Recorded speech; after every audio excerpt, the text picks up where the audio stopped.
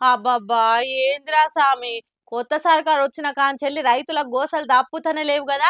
Current కోతలు, నీళ్ల గోసలు ఇట్లా ఓదానికెనకొకటి వచ్చి పడి రైతులను నానా గోసలు పెడుతుంది సర్కారు. అయ్యో రామా! ఇది మేమంటున్న మాట గాదు. రైతుల గోసలు చూసి అందరి నోట్లల్ల నానుతున్న మాటలివి.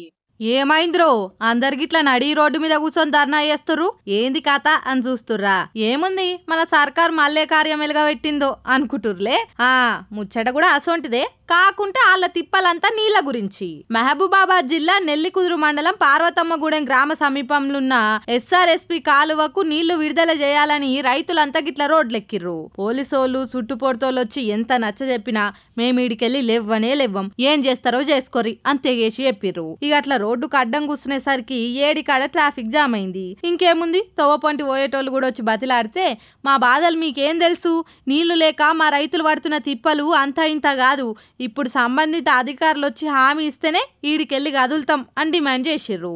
ఈ ముచ్చటేరకైన వాళ్ళంతా ఏంద్రా అయ్యా ఇది దినాం ఏనో తాన ధర్నాలు అయితేనే ఉన్నాయి, అసలు సర్కార్ ఏం చేస్తుంది, ఏం పట్టించుకుంటుంది, ఇదేనా మార్పు, ఇదేనా ప్రజాపాలన అంటే అంతంత పొడుగు మాటలు ఇచ్చిరు కదా, మళ్ళీ ఏమాయ మాటలన్నీ ఇట్లా ఇంకెన్ని చూస్తామో రాను రాను. ఇక ఏం చేస్తాం, మనం వేసిన ఓట్లకు మనమే బాధలు పడక తప్పది అని మాట్లాడుకుంటుర్రు సర్కార్కు ఓట్లు గుద్దిన పబ్లిక్. ఎట్టకేలకు దావొస్తూ రొడ్సగొట్టుకొని వచ్చేసిండు కదా మన సీఎం సారు.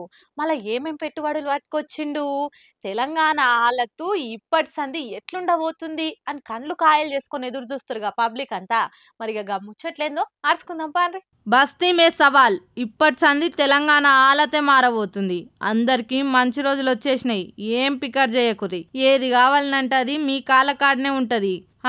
ఇదంతా మేం చెప్తున్న ముచ్చట్లు కాదు, కాంగ్రెస్ ఫ్యాన్స్ అంతా సీఎం సార్ దావోస్ పోయి తిరగొచ్చుడే ఆల్చం ఇట్లా హామీల మీద హామీలు ఇస్తుర్రు.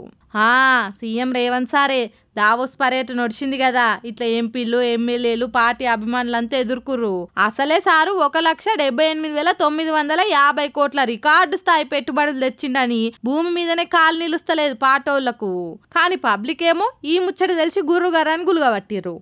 పెట్టుబడులు తెస్తే మంచిదే కదా, ఎందుకు గుస్సా అవుతుర్రు అంటారా?